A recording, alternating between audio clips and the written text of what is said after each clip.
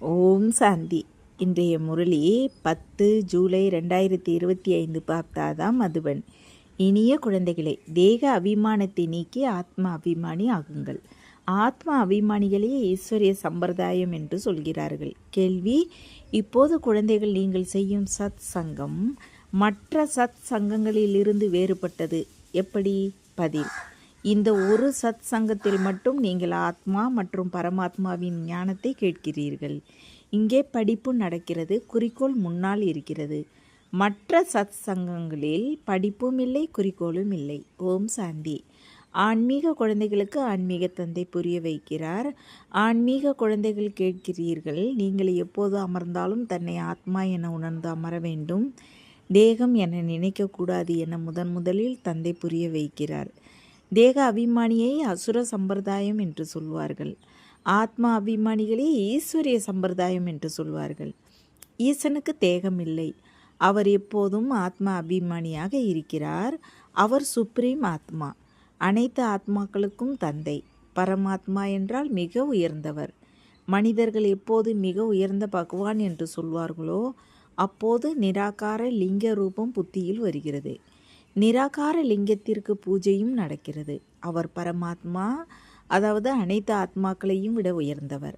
அவரும் ஆத்மாவே, எனினும் உயர்ந்த ஆத்மா. அவர் பிறப்பு இறப்பில் வருவதில்லை. மற்ற எல்லோரும் பிறவிகளே எடுக்கிறார்கள். அவர்கள் எல்லோரும் படைப்பவர் ஒரு தந்தை மட்டுமே. பிரம்மா, விஷ்ணு, சங்கரும் படைப்புகளே. மனித உலகில் உள்ள அனைவரும் படைப்பவரை தந்தை என்று சொல்கிறார்கள். ஆண்களையும் படைப்பவர் என்று சொல்கிறார்கள். பெண்ணை அடாப்ட் செய்து அவர் மூலம் படைக்கிறார், வளர்க்கிறார், அவ்வளவுதான். அழிப்பது இல்லை. யார் தர்மஸ்தாபகரோ அவரும் படைக்கிறார், பிறகு அவர்களை பராமரிக்கிறார். யாரும் அழிப்பது இல்லை. எல்லையற்ற தந்தையை பரம் ஆத்மா என்று சொல்கிறார்கள். ஆத்மாவின் உருவம் எப்படி புள்ளியாக இருக்கிறதோ அதே போல பரமபிதா பரமாத்மாவின் உருவமும் புள்ளியாக இருக்கிறது. மற்றபடி பக்தி மார்க்கத்தில் பூஜை செய்வதற்காக இவ்வளவு பெரிய லிங்கத்தை உருவாக்குகிறார்கள். புள்ளிக்கு எப்படி பூஜை செய்ய முடியும்? பாரதத்தில் ருத்ர யாகம் படைக்கும் பொழுது மண்ணால் சிவலிங்கத்தையும் சாலி கிராமங்களையும் செய்து அவற்றிற்கு பூஜை செய்கிறார்கள். அதை ருத்ர யாகம் என்று சொல்கிறார்கள். சொல்லப்போனால் அதன் உண்மையான பெயர் ராஜவ அஸ்வமேத அவிநாசி ருத்ர கீதா ஞான யாகம். அதை சாஸ்திரங்களிலும் எழுதி வைத்திருக்கிறார்கள். தன்னை ஆத்மா என உணருங்கள் என்று இப்போது தந்தை குழந்தைகளுக்கு சொல்கிறார். மற்ற சத் சங்குகள் எவை இருந்தாலும் அவற்றில் ஆத்மா அல்லது பரமாத்மாவின் ஞானம் யாரிடமும் இல்லை, கொடுக்கவும் முடியாது. அங்கே எந்த குறிக்கோளும் இருப்பது இல்லை. குழந்தைகள், நீங்கள் இப்போது படிப்பை படிக்கிறீர்கள். ஆத்மா சரீரத்தில் பிரவேசம் செய்வது உங்களுக்கு தெரியும். ஆத்மா அழியாதது, உடல் அழிவது. சரீரத்தின் மூலமாக பாகத்தை நடிக்கிறது. ஆத்மா ஆசரீரி, உடல் இல்லாமல் வந்தீர்கள், உடல் இல்லாமல் போக வேண்டும் என்று சொல்கிறார்கள். சரீரத்தை பெற்றீர்கள், பிறகு சரீரத்தை நீக்கி உடல் இல்லாமல் போக வேண்டும். இதை தந்தை குழந்தைகள் உங்களுக்கு உட்கார்ந்து புரிய வைக்கிறார். பாரதத்தில் சத்தியுகம் இருந்தபொழுது தேவி தேவர்களின் ஆட்சி நடந்தது, ஒரே தர்மம் இருந்தது. குழந்தைகளுக்கு தெரியும், இதுவும் பாரதவாசிகளுக்கு தெரியாது. யார் தந்தையை அறியவில்லையோ அவர் எதையும் அறியவில்லை. பழங்கால ரிஷிகளும் முனிவர்களும் படைப்பவர் மற்றும் படைப்பை பற்றி எங்களுக்கு தெரியாது என்று சொல்லி வந்தார்கள். படைப்பவர் எல்லையற்ற தந்தை. அவரே படைப்பின் முதல் இடை கடைசியை அறிந்தவர். ஆரம்பத்தில் உள்ளது முதல் என்றும் நடுவில் உள்ளது இடை என்றும் சொல்லப்படுகிறது. முதலில் இருப்பது சத்தியுகம், அது பகல் என்று சொல்லப்படுகிறது. பிறகு இடையிலிருந்து கடைசி வரை உள்ளது இரவு, சத்தியுகம், திரேத்தாயுகம், பகல், சொர்க்கம், உலக அதிசயம். பாரதமே சொர்க்கமாக இருந்தது. அதில் லட்சுமி நாராயணர் ஆட்சி செய்தனர். இது பாரதவாசிகளுக்கு தெரியாது. தந்தை இப்போது சொர்க்கத்தை ஸ்தாபனை செய்கிறார். நீங்கள் உங்களை ஆத்மா என உணருங்கள் என்று தந்தை சொல்கிறார். நாம் ஃபஸ்ட் கிளாஸ் ஆத்மாக்கள். இந்த நேரம் மனிதர்கள் எல்லோரும் தேக அபிமானிகள். தந்தை ஆத்மா அபிமானியாக மாற்றுகிறார். ஆத்மா என்ன பொருள் என்பதையும் தந்தை சொல்கிறார். மனிதர்களுக்கு எதுவும் தெரியாது. புருவ மத்தியில் அழியாத நட்சத்திரம் ஜொலிக்கிறது என சொல்லவும் செய்கிறார்கள். எனினும் அது என்ன, அதில் எப்படி பாகம் நிறைந்திருக்கிறது என்ற எதுவும் தெரியவில்லை. இப்போது உங்களுக்கு தந்தை புரிய வைக்கிறார். பாரதவாசிகள் நீங்கள் 84 பிறவிகளின் பாகத்தை நடிக்க வேண்டியிருக்கிறது. பாரதமே உயர்ந்த கண்டம்.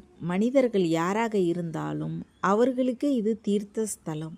அனைவருக்கும் சத்கதி கொடுக்க தந்தை இங்கே வந்திருக்கிறார். ராவண ராஜ்யத்திலிருந்து விடுவித்து வழிகாட்டியாகி அழைத்து செல்கிறார். மனிதர்கள் அப்படியே சொல்கிறார்கள், அர்த்தம் எதையும் அறியவில்லை.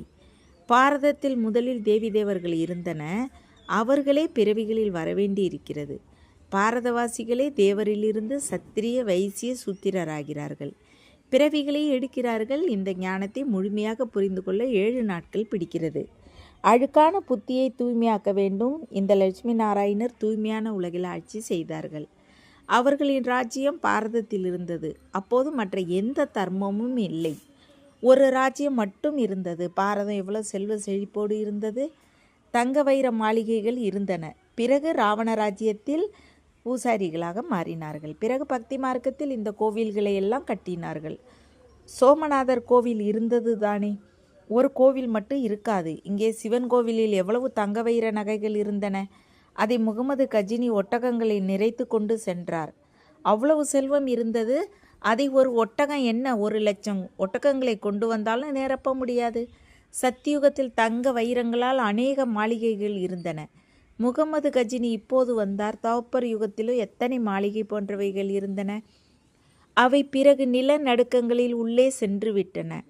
ராவணனிடம் எந்த தங்க இலங்கையும் இருக்கவில்லை. ராவண ராஜ்யத்தில் பாரதத்திற்கு இந்த நிலை வந்துவிட்டது.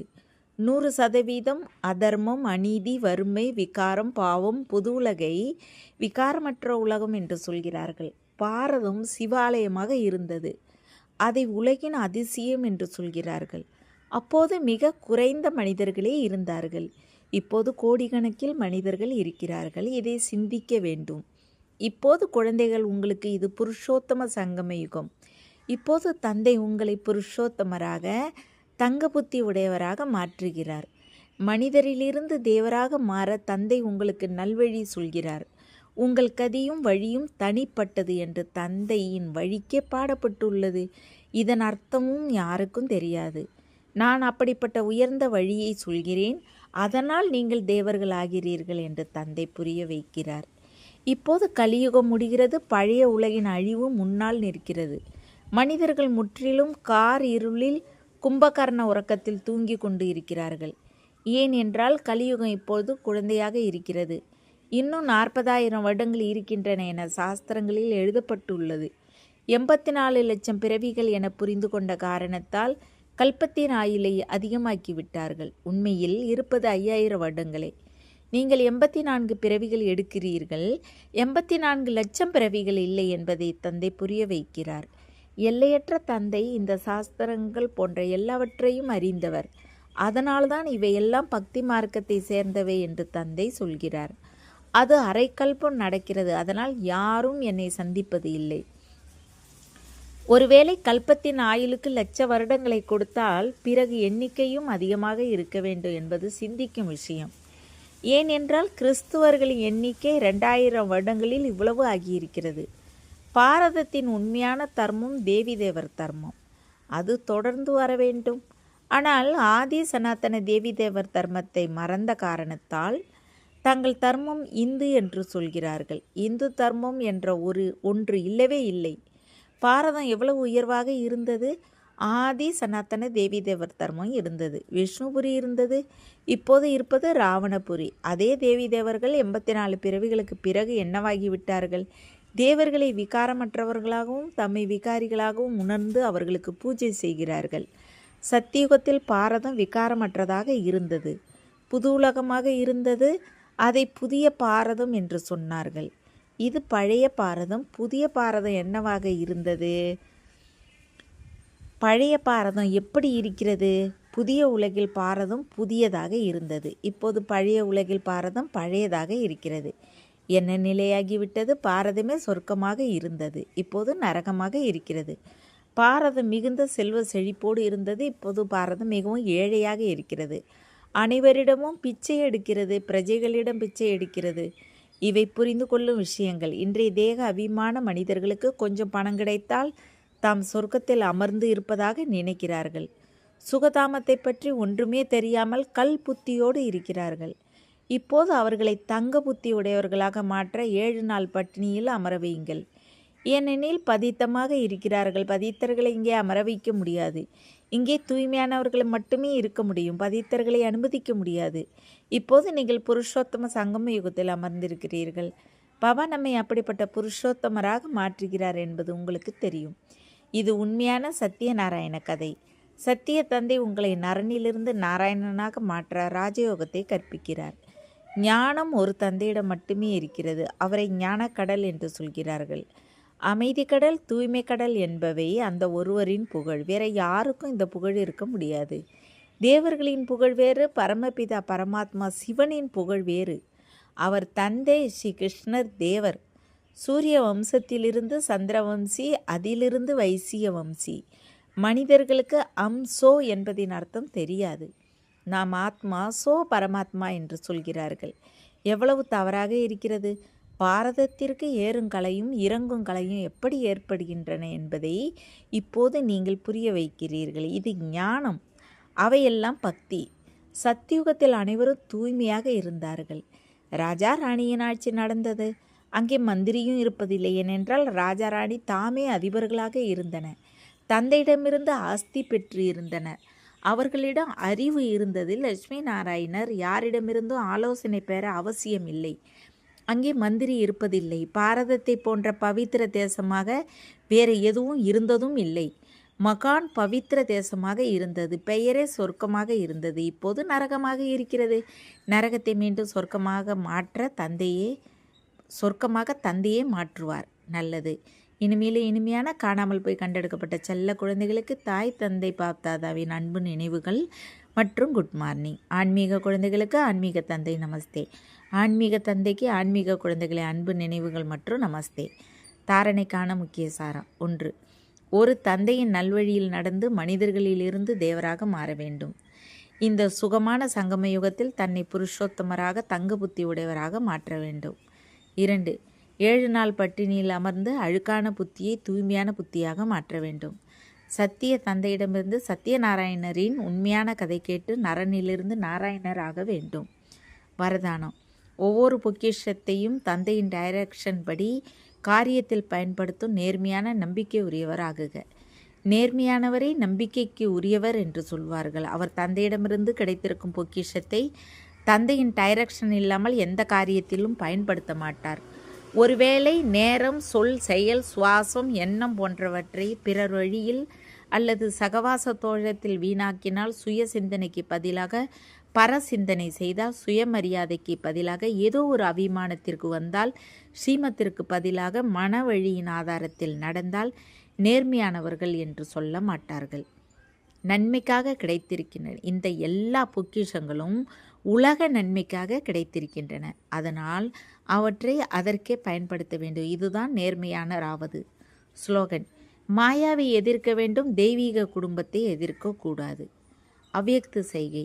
எண்ணத்தின் சக்தியை சேமித்து உயர்ந்த சேவைக்கு நிமித்தமாகுங்கள். அனைத்து ஆத்மாக்களும் ஒரு எல்லையற்ற குடும்பத்தை சேர்ந்தவர்கள். உங்கள் குடும்பத்தின் எந்த ஆத்மாவும் வரதானத்திலிருந்து வஞ்சிக்கப்படக்கூடாது. அப்படி ஊக்கம், உற்சாகத்தின் உயர்ந்த எண்ணம் உள்ளத்தில் சதா இருக்க வேண்டும். உங்கள் குடும்பத்திலும் பிஸியாக இருக்க வேண்டும். எல்லையற்ற ஸ்திதியில் நிலையாக இருக்க வேண்டும். எல்லையற்ற ஆத்மாக்களுக்கு சேவை செய்ய வேண்டும் என்ற உயர்ந்த எண்ணத்தை எழுப்புங்கள். இதுதான் வெற்றிக்கு எளிய சாதனம். ஓம் சாந்தி. தேங்க்ஸ் பாபா.